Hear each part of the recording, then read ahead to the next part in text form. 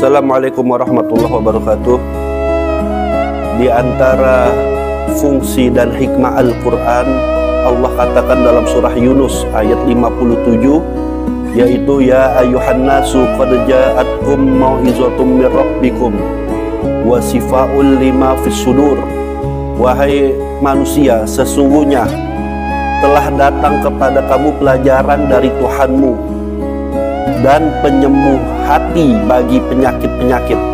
Allah katakan ya ayuhan nas, wahai segenap manusia, qad ja'atkum mau'izatum mir rabbikum, telah datang kepada kalian yaitu nasihat dari Tuhan kalian. Nasihat di sini maksudnya yaitu Al-Qur'anul Karim. Jadi Al-Quranul Karim yang pertama sebagai nasihat buat kita.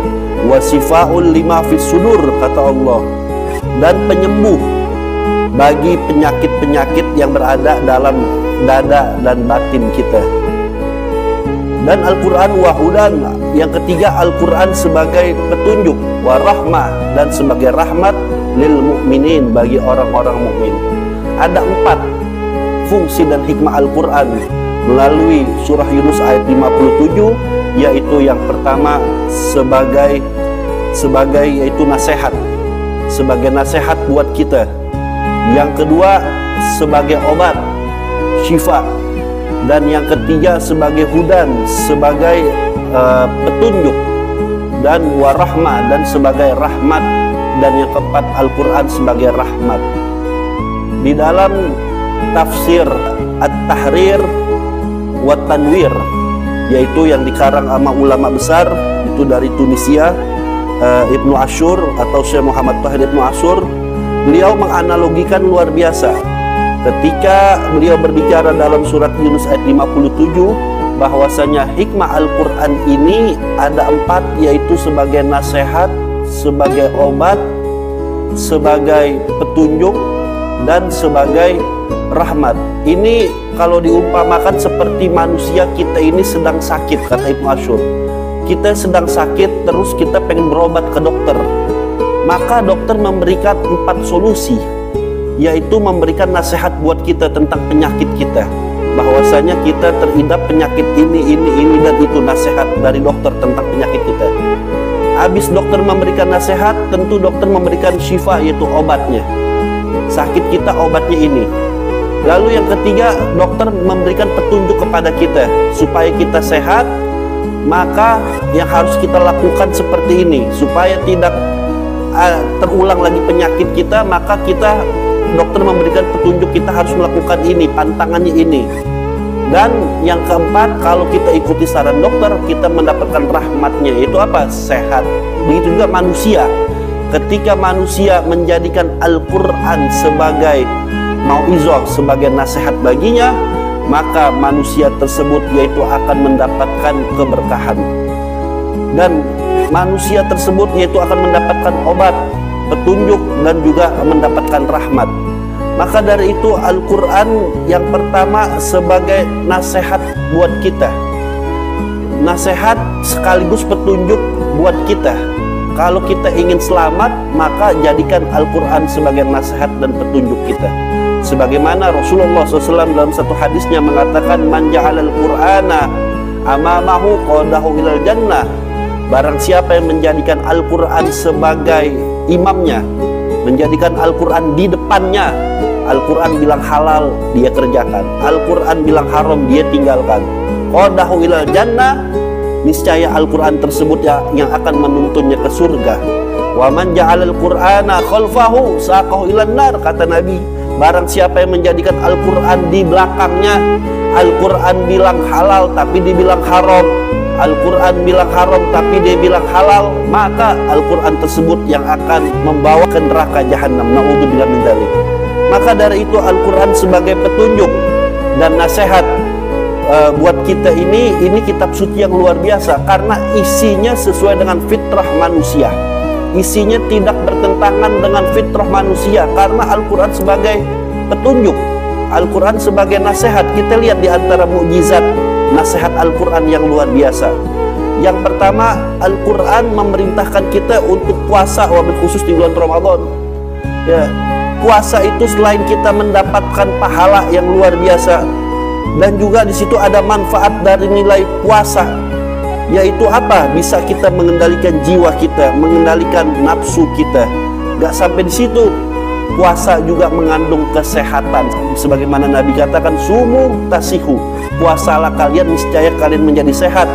Maka dari itu di dalam ilmu kedokteran, orang yang berpuasa ini akan mendapatkan banyak manfaat, yaitu bisa menurunkan gula darahnya, menstabilkan gula darahnya.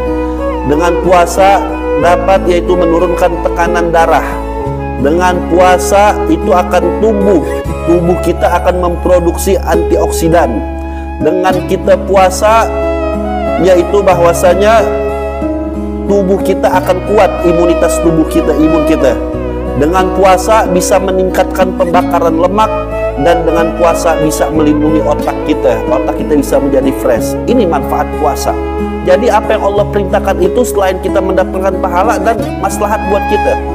Kalau kita lihat lagi dahsyatnya Al-Quran, di antara contohnya, Al-Quran memerintahkan kita untuk zakat dan sedekah.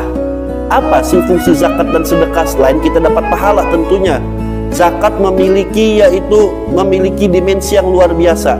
Dengan kita sedekah dan zakat, ini sebagai sarana kita untuk membersihkan jiwa kita. Orang ketika murah tangannya dia sedekah, dia mengeluarkan zakatnya, maka dapat membersihkan jiwanya dari sifat bakhil, dari sifat kikir, dan dari sifat serakah. Orang kalau udah bakhil maka serakah. Orang kalau udah serakah maka tingkah lakunya kayak binatang. Ya, kita lihat binatang bawaannya kurang aja, masih menyerobot yang bukan haknya karena serakah. Manusia juga seperti itu. Ada pejabat yang gajinya udah gede, masih kurang aja, akhirnya korupsi ribuan triliun, ratusan triliun, padahal gajinya udah gede. Bahkan lebih hina daripada binatang. Binatang ya serakah, tapi ketika perutnya sudah kenyang, binatang mungkin nggak mau nyerobot makanan yang bukan disodorkan pada tempatnya. Binatang kalau udah kenyang dia nggak mau nyerobot makanan orang lain. Tapi manusia, kita lihat dia udah kenyang, gajinya udah gede, tapi masih serakah, korupsi. Na'udzubillah min dzalik. Makanya fungsi zakat ini untuk membersihkan jiwa kita dari sifat bakhil dan serakah. Dan zakat berfungsi untuk menimbulkan sifat rasa kepedulian, kasih sayang, yaitu dalam kehidupan sosial, sekaligus penghalang timbulnya rasa kebencian dalam kehidupan sosial. Ini luar biasa. Dan gak sampai di situ, hikmah dari kita dianjurkan zakat, diwajibkan zakat bagi yang mampu dan sedekah. Ini zakat ini bisa menumbuhkan rasa kesehatan buat kita.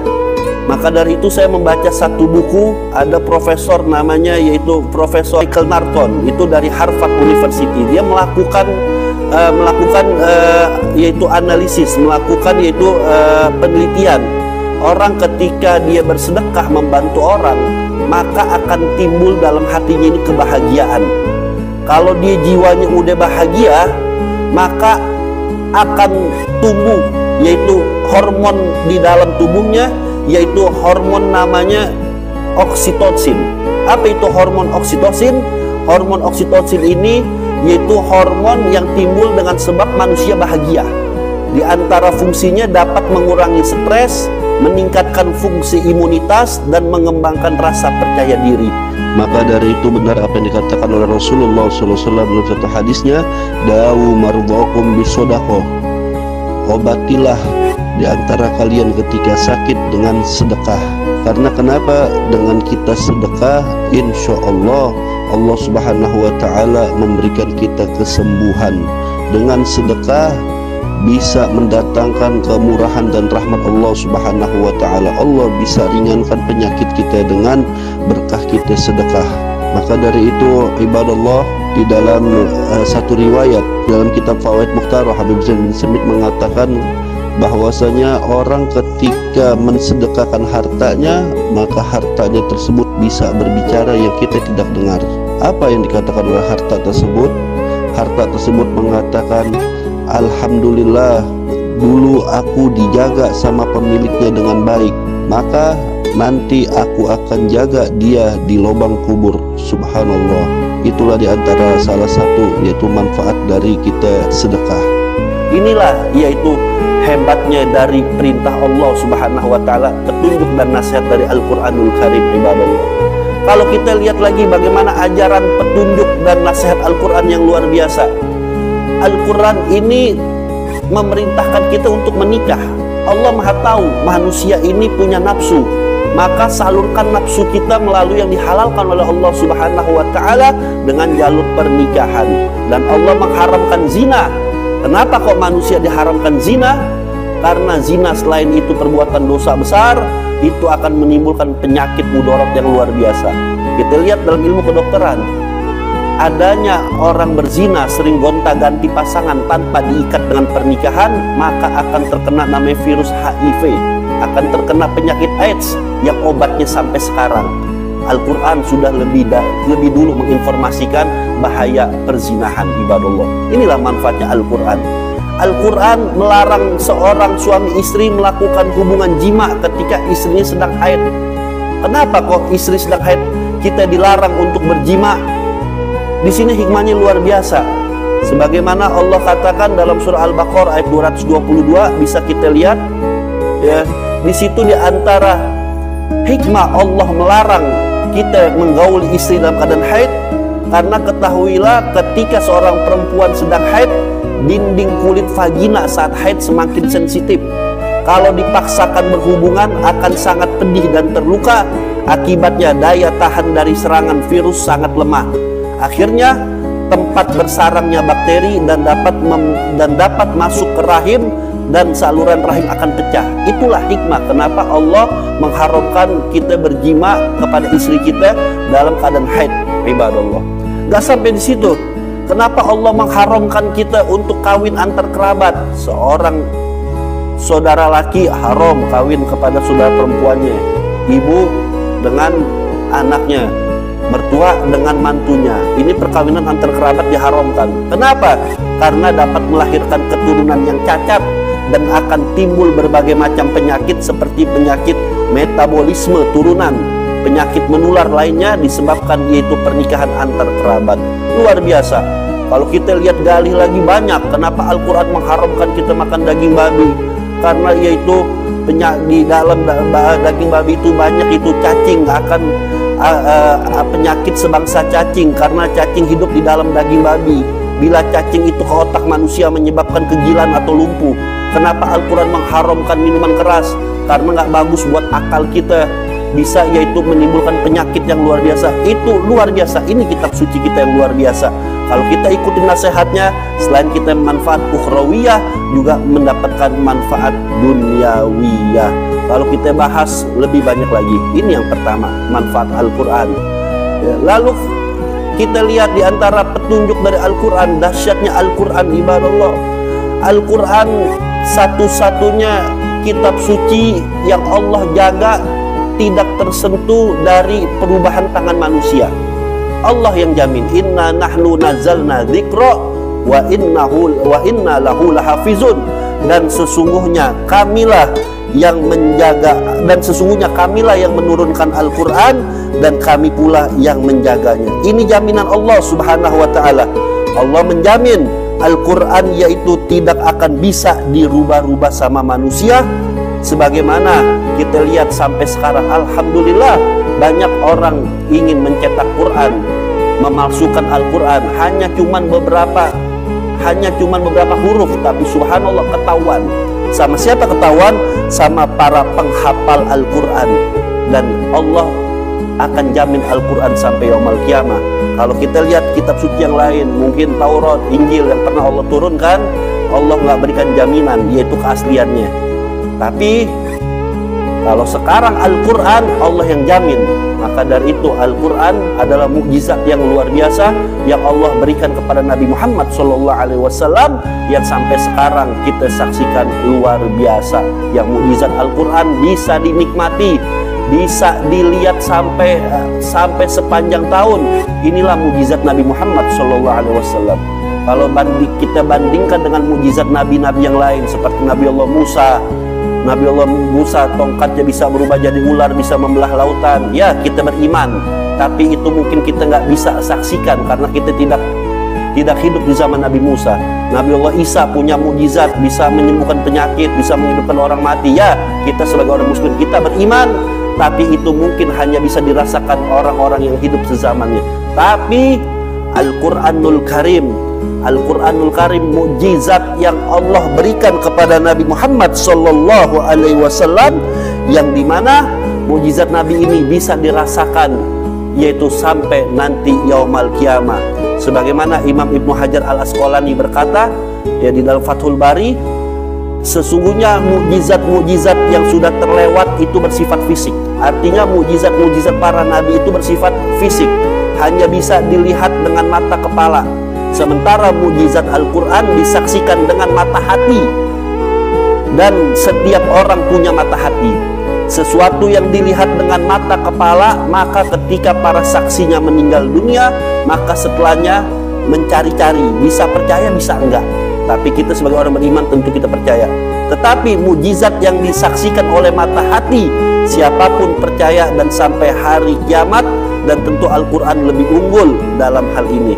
Ini dahsyatnya Al-Quran, ibadallah. Maka dari itu Al-Quran Allah jamin keasliannya, tidak ada bisa campur tangan manusia untuk merubah Al-Quran.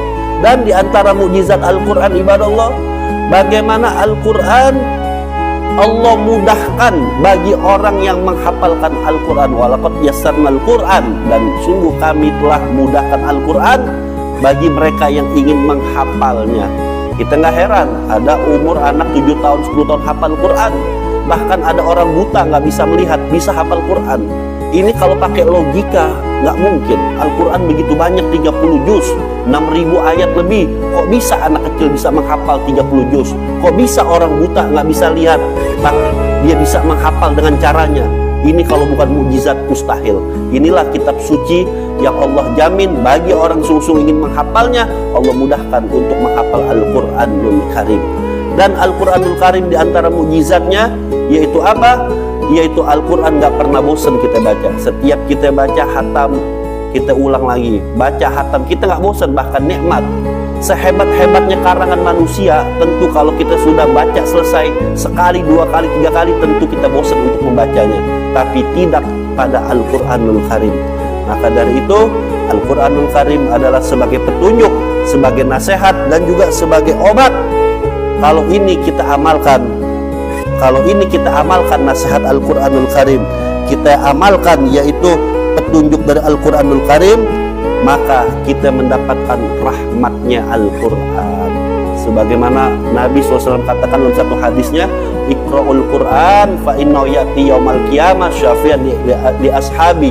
Bacalah Al-Quran, karena sesungguhnya Al-Quran nanti akan datang sebagai syafaat buat yang membacanya. Al-Quran datang untuk memberikan syafaat bagi orang yang membacanya nanti di alam kubur.